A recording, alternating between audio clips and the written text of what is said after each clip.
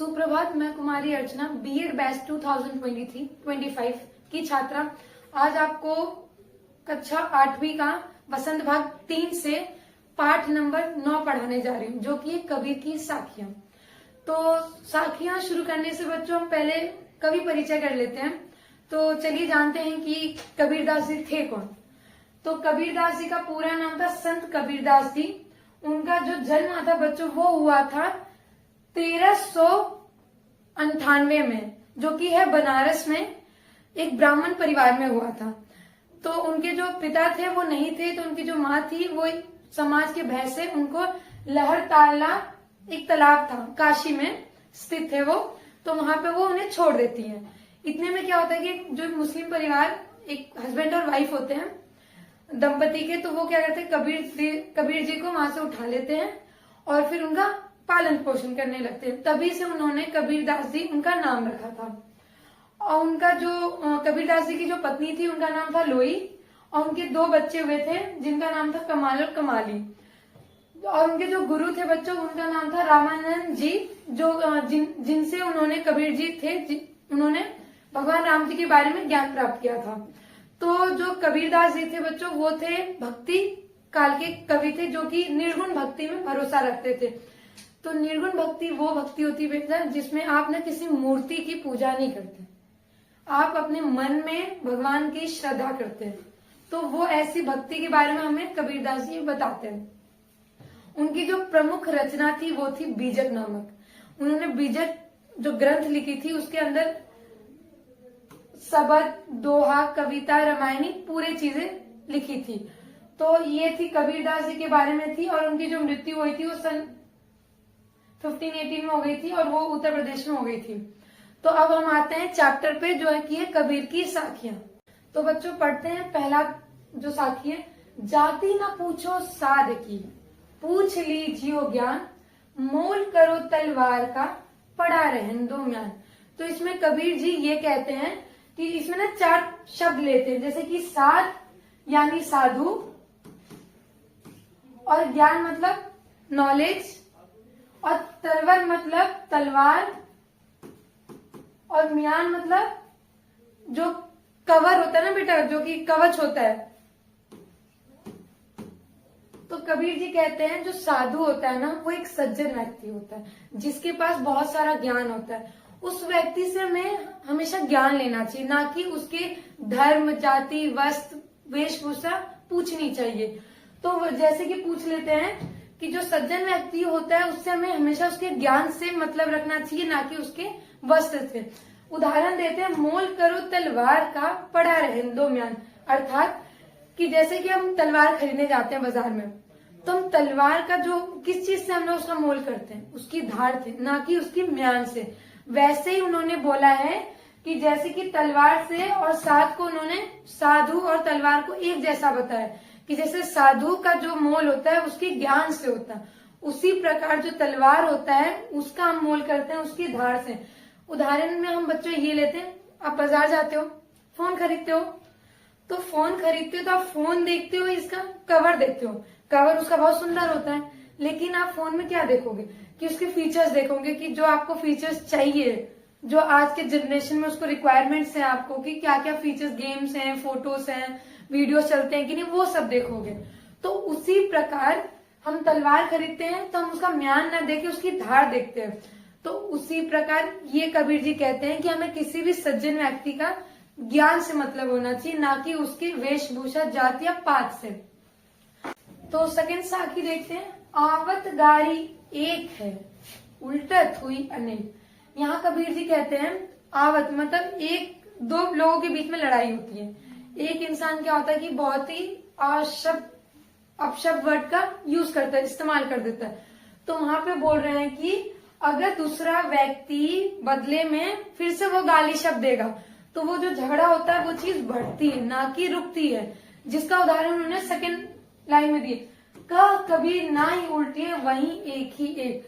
मतलब अब जैसे कि एक इंसान है, वो अशब्द वर्ड यूज कर रहा है, तो उतने में क्या होता है कि दूसरा व्यक्ति अगर वो सुन के गुस्से में गलत शब्द का उपयोग करेगा तो उस इंसान को और गुस्सा आएगा, तो वो झगड़ा का जो उद्देश्य होगा बहुत ज्यादा ही बढ़ जाएगा। तो कबीर जी कहते हैं कि अगर कोई आपके सामने कुछ गलत शब्द बोल रहा है तो आप वहां पे चुप हो जाइए, क्योंकि अगर आप बोलेंगे, उल्टा जवाब देंगे, तो वो चीज बढ़ेगी ना कि खत्म होगी।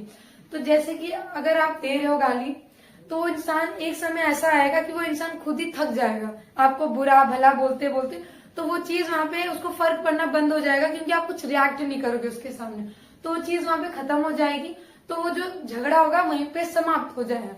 तो कबीर जी हमें ऐसे कहते हैं कि कोई भी व्यक्ति अगर आपको कुछ गलत शब्दों का उपयोग कर रहा है किसी लड़ाई या झगड़े में, तो आपको वहां पे पलट के जवाब नहीं देना चाहिए, आपको वहां पे चुप हो जाना चाहिए, क्योंकि कभी कभी ऐसा होता है कि चुप होने से हमारा जो झगड़ा होता है वहीं पे समाप्त हो जाता है। तो बच्चों अब तीसरा दोहा देखते हैं। माला तो कर में फिरे, जी भी फूरे मुख माई। इसमें ये बोल रहे हैं, माला जो होता है, कर मतलब हाथ, जब माला में जो तुलसी की माला होता है वो हाथ में लेके जपते रहते हैं, और मुख में जो होता है हमारे जीभ में, वो हम लोग राम राम का नाम लेते रहते हैं। लेकिन मनवा तो दहु दिशी फिरे, ये तो सुमिरन नाई। दहु दिशी मतलब चारों दिशा में।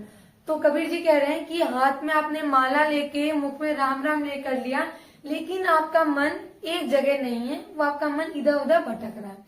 तो इस भक्ति पे वो ये बोल रहे हैं कि इस भक्ति का कोई फायदा नहीं।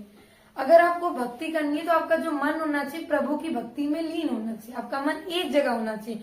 अगर आप ये सोच रहे हो कि माला जप रहे हो, मुख में राम राम कर रहे हो, लेकिन आपके मन में आपका मन चंचल हो रहा है, आप ये सोच रहे हो कि अभी मैं खेलने जाना है, मेरा दोस्त आएगा, होमवर्क करना है, तो आप वहां पे भक्ति नहीं दिखा रहे हो, आप सिर्फ वहां पे दिखावती भक्ति कर रहे हो। तो ऐसी भक्ति नहीं करनी चाहिए। आपको भक्ति को दिखाने के लिए आपको माला जपने की जरूरत नहीं है। आप बिना माला जपे, बिना मुख में राम नाम लिए भी आप भक्ति कर सकते हो, अगर आपका मन प्रभु की ओर है तो। आपका मन हमेशा एक जगह होना चाहिए, एक जगह, और भक्ति में हमेशा लीन होना चाहिए, ना कि आपका मन चंचल या विचलित होना चाहिए। वैसी भक्ति का कोई भी फायदा नहीं होता। तो अब चौथा दोहा देखते हैं। कबीर घास ना नींदिए, जो पांव तली होए।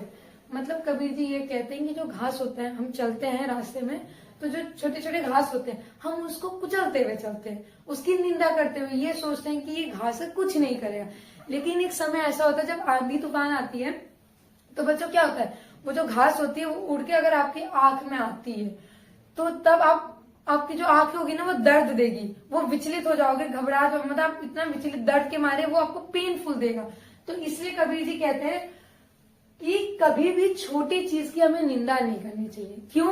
क्योंकि एक समय ऐसा आता है कि जब आप उसकी निंदा करते रहोगे, वो जब उसके अंदर ये भाव आ जाएगा, क्रोध भाव, तो आपकी छोटी वो चीज आपका बहुत कुछ खराब कर सकती है। जैसे कि उड़ी पड़े जब आंखी में खरी दुहेली होए। दुहेली का अर्थ हो जाएगा बहुत पीड़ा देने वाली। जैसे कि कबीर जी कहते हैं कि जब घास होता है हम उसको कुचल के जाते हैं, उसकी हम चिंता नहीं करते, कि हम उसको फर्क ही नहीं करते कि क्या है, छोटी चीज छोड़ के हम छोड़ देते हैं। लेकिन जब वही घास हमारी आंख में आती है तो हमें दर्द देती है। तो इस लाइन से हमें कबीर जी ये कहते हैं कि हम इंसान को कभी भी छोटे इंसान का निंदा नहीं करनी चाहिए। हम बोल देते हैं कि काला है, गोरा है, छोटा है, छोटी जाति का है, हम उसकी कदर नहीं करते। लेकिन जब वो व्यक्ति के अंदर गुस्सा भाव आ जाएगा तो आपका बहुत ही नुकसान कर सकता है।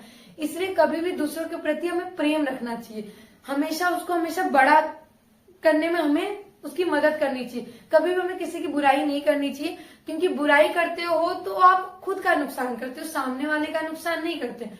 तो कबीर जी यही कहते हैं कि कभी भी जीवन में किसी की निंदा और किसी की बुराई नहीं करनी चाहिए। और आखिरी दौर में देखते हैं, जग में बैरी कोई नहीं। जग का मतलब क्या हो जाएगा? संसार। तो कबीर जी क्या कहते हैं? जग में बैरी कोई नहीं, जो मन शीतल होए। शीतल का मतलब शांत। तो कबीर जी कहते हैं अगर किसी व्यक्ति का मन शांत है तो उसका जग में कोई भी दुश्मन नहीं होता। क्योंकि अगर आपके अंदर ऐसा प्रति किसी के प्रति भावना है कि किसी के प्रति आपको क्रोध है, जेलसी है, घृणा है, तो ऐसे व्यक्ति की संसार में दुश्मन होते हैं, लोग उनका बुरा ही सोचते हैं। लेकिन अगर आपके मन शांत होगा, किसी के प्रति अच्छा होगा, किसी के प्रति आपका बुरा करने का मन नहीं होगा ना, तो आपका बच्चों संसार में कोई भी बुरा नहीं चाहेगा, सब आपके मित्र और संगी होंगे। सेकेंड में बोले, कि या आपा को डरी दे दया करे सब कोई। ये बोले अगर ये जो भावना, जो कि अच्छी भावना जो होती है, वो कोई व्यक्ति अपना ले तो संसार में उसका कोई भी बुरा नहीं कर सकता। अर्थात क्या हो गया, अगर ऐसे करे तो संसार में सबका दया होगा, सबका अच्छा होगा। तो हमेशा हमें सबके प्रति अच्छी भावना रखना चाहिए, कबीर जी कहते हैं। तो आज आपने क्या सीखा? आपने कबीर की साखियों में से क्या सीखा? वो हमेशा हमें जीवन का उद्देश्य सिखाते हैं कि हमें अपने संसारिक जीवन में हमें कैसा रहना चाहिए, दूसरे के प्रति कैसी भावना रखनी चाहिए। तो अगर आप लोग ये सोचिए कि अगर आप लोग ऐसे व्यक्ति बन जाओगे जैसे कि कबीर जी आपको कहना चाहते हैं, तो आपका जो जीवन होगा वो बहुत ज्यादा ही सरल हो जाएगा। आपको हर चीज सरलता से मिलेगी, आपका कोई दुश्मन, कोई बैर करने वाला व्यक्ति नहीं होगा। तो हमें एक अच्छा व्यक्ति बनना है और अपने काम, अपने उद्देश्य, अपने कर्म पे ध्यान देना चाहिए, ना कि किसी के दूसरा व्यक्ति क्या कर रहा है। हमेशा दूसरों का भला करना सोचना है। अपना भी भला करो, अपने समाज में जो रहे व्यक्तियों का भी भला करो। इससे आपका जो सांसारिक जीवन होगा वो बहुत ही अच्छा जाएगा। तो बच्चों, यहाँ पे कबीर की साखियां समाप्त होती हैं। तो अब हम लोग शब्दावली कल की क्लास में कर लेंगे। धन्यवाद।